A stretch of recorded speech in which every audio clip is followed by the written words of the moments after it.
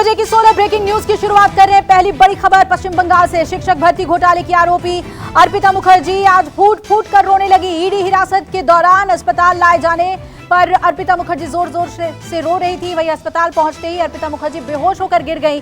अर्पिता मुखर्जी के अलग अलग घरों में छापेमारी में 50 करोड़ का कैश बरामद किया जा चुका है। बताया जा रहा है कि अर्पिता अस्पताल के अंदर जाने को तैयार नहीं थी। अस्पताल के बाहर कार में ही अर्पिता रोने लगी। इस दौरान अर्पिता को भीड़ ने घेर लिया। सुरक्षाकर्मी जैसे तैसे अर्पिता को अंदर लेकर पहुंचे। दूसरी बिग ब्रेकिंग का रुख करेंगे। बंगाल शिक्षक घोटाले की आरोपी कैश क्वीन अर्पिता मुखर्जी के डायमंड सिटी फ्लैट कॉम्प्लेक्स से 4 लग्जरी गाड़ियां गायब है। सूत्रों के मुताबिक लग्जरी गाड़ियों में कैश हो सकता है, जिसे छुपाने की कोशिश की जा रही है। ईडी इस पूरे मामले में सीसीटीवी फुटेज खंगाल रही है। इस बीच अर्पिता की एक मर्सिडीज को ईडी ने जब्त कर लिया है। 6 बजे की तीसरी बिग ब्रेकिंग का रुख कर रहे हैं। राष्ट्रपति अपमान मुद्दे पर केंद्रीय गृह मंत्री अमित शाह और केंद्रीय मंत्री स्मृति ईरानी ने राष्ट्रपति द्रौपदी मुर्मू से आज मुलाकात की।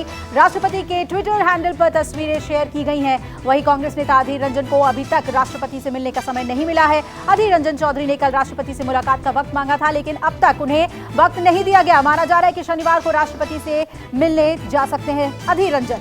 आगे बढ़ेंगे। चौथी बिग ब्रेकिंग 6 बजे की। केंद्रीय मंत्री रामदास अठावले ने अधीर रंजन चौधरी को घेरा। अठावले ने कहा उनका नाम है अधीर, लेकिन उनका दिमाग हो गया है बधिर। वो अपना दिमाग इस तरह से चलाते हैं कि पूरे देश का अपमान होता है। रामदास अठावले ने अधीर रंजन के इस्तीफे की भी मांग की और कहा कि अधीर रंजन ने राष्ट्रपति पद का अपमान किया है, राष्ट्रपति महिला का अपमान किया है। अधीर को अपना पद छोड़ना चाहिए। पांचवी बिग ब्रेकिंग 6 बजे की। अधीर रंजन के साथ खड़े हुए मल्लिकार्जुन खड़गे ने कहा यह सरासर बीजेपी की गलती है। जब अधीर रंजन माफी मांग चुके हैं तो बीजेपी क्यों हंगामा कर रही है। मल्लिकार्जुन खड़गे ने यह भी कहा कि अधीर रंजन बंगाली है, हिंदी में थोड़ी दिक्कत है। बहुत शर्म की बात है कि पूरे मुद्दे पर बीजेपी सोनिया गांधी को घसीट रही है। आगे बढ़ेंगे। छठी बिग ब्रेकिंग 6 बजे की। राष्ट्रपति पर बयान को लेकर फंसे कांग्रेस नेता अधीर रंजन चौधरी की मुसीबत जारी है। महिला आयोग ने अधीर रंजन चौधरी को तलब किया। 3 अगस्त तक महिला आयोग ने पेश होने के लिए कहा है। राष्ट्रीय महिला आयोग की तरफ से जारी नोटिस में सोनिया गांधी से इस मामले में हस्तक्षेप करने की बात भी कही गई है और महिला आयोग ने सोनिया से कहा है कि वो अधीर रंजन चौधरी के खिलाफ उचित कार्रवाई करें। 6 बजे की 7वीं बिग ब्रेकिंग। निलंबित सांसदों ने संसद में गांधी प्रतिमा के सामने धरना दिया। निलंबन के विरोध में बुधवार को शुरू हुआ धरना दिन रात चलता रहा। धरने में कुल 27 सांसद शामिल रहे, जिसमें राज्यसभा के 23 और लोकसभा के 4 सांसद शामिल हैं। धरना देने वालों में टीएमसी के सांसद डोला सेन, आप के संजय सिंह और टीआरएस के रविचंद्रा समेत कई सांसद हैं। धरना स्थल पर टेंट लगाया गया है और सांसदों ने कहा कि यह धरना लगातार जारी रहेगा। 8वीं बिग ब्रेकिंग 6 बजे की। संसद परिसर में धरने को लेकर संसदीय कार्य मंत्री प्रहलाद जोशी ने विपक्ष पर हमला बोला। प्रहलाद जोशी ने कहा अहिंसा के साधक गांधी जी की प्रतिमा के नीचे कांग्रेस के नेता धरना देने के नाम पर बैठकर चिकन खा रहे हैं। जनता के मुद्दों पर चर्चा तो दूर, देश की महान विभूतियों का अपमान करना कांग्रेस की आदत बन गई है। और अब 6 बजे की 9वीं बिग ब्रेकिंग। संसद के मानसून सत्र में हंगामा थमने का नाम नहीं ले रहा। आज एक बार फिर लोकसभा और राज्यसभा में जमकर हंगामा हुआ, जिसके बाद सदन की कार्यवाही 12 बजे तक के लिए स्थगित कर दी गई। लेकिन जब फिर से कार्यवाही शुरू हुई तो हंगामे की वजह से ही कारण स्पीकर ने सदन की कार्यवाही सोमवार तक के लिए स्थगित कर दी है।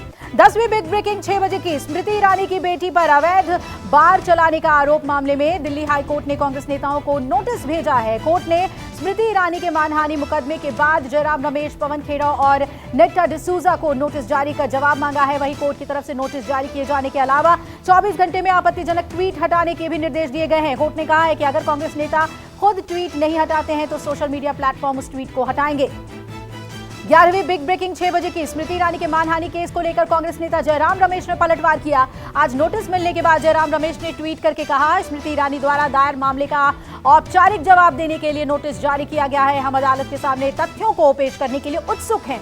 हम स्मृति ईरानी द्वारा डाली जा रही दायर मुकदमों को चुनौती देंगे और उसे खारिज करेंगे। 12वीं बिग ब्रेकिंग 6 बजे की। पीएम मोदी ने चेन्नई में अन्ना विश्वविद्यालय के 42वें दीक्षांत समारोह में हिस्सा लिया। इस अवसर पर तमिलनाडु के मुख्यमंत्री एम के स्टालिन और तमिलनाडु के राज्यपाल RN रवि भी मौजूद रहे। कार्यक्रम के दौरान पीएम ने छात्रों को डिग्री प्रदान की और इस दौरान पीएम ने छात्रों को सफलता का मंत्र दिया। कहा आज का दिन उपलब्धियों का ही नहीं, आकांक्षाओं का भी है। हमारे स्टार्टअप्स को महामारी के बाद रिकॉर्ड फंडिंग्स मिली है।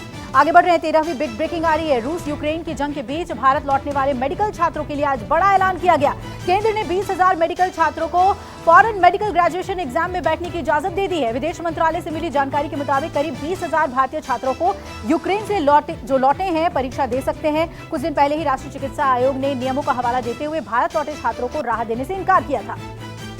6 बजे की 14वीं बिग ब्रेकिंग। बीएसपी प्रमुख मायावती ने 9 राज्यों की समीक्षा बैठक की। बिहार, झारखंड, पश्चिम बंगाल, ओडिशा और हालात को लेकर बीएसपी पदाधिकारियों के साथ मायावती ने बैठक की। इस समीक्षा बैठक में मायावती ने कहा, बिहार का पिछड़ापन दूर नहीं, जनता दल बदल को बढ़ावा दे रही है। वहीं झारखंड, बंगाल में भ्रष्टाचार के आरोप विपक्ष को प्रभावित कर रहे हैं। मायावती ने कहा, केवल आदिवासी महिला को राष्ट्रपति बनाने से पिछड़ापन से मुक्ति नहीं मिलेगी।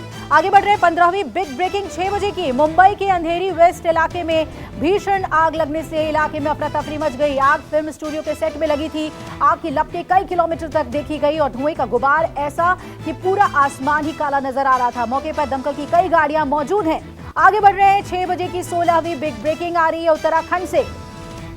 शिवपुरी मार्ग पर भयानक बस हादसा हुआ है। बस हादसे की वीडियो रोंगटे खड़े कर देने वाली है। ब्रेक फेल होने की वजह से तेज रफ्तार बस सड़क पर पलट गई। बस इतनी तेज रफ्तार में थी कि सड़क पर लगे पोल को तोड़ते हुए आगे बढ़ गई। सड़क पर खड़े लोग इधर उधर भागते नजर आए।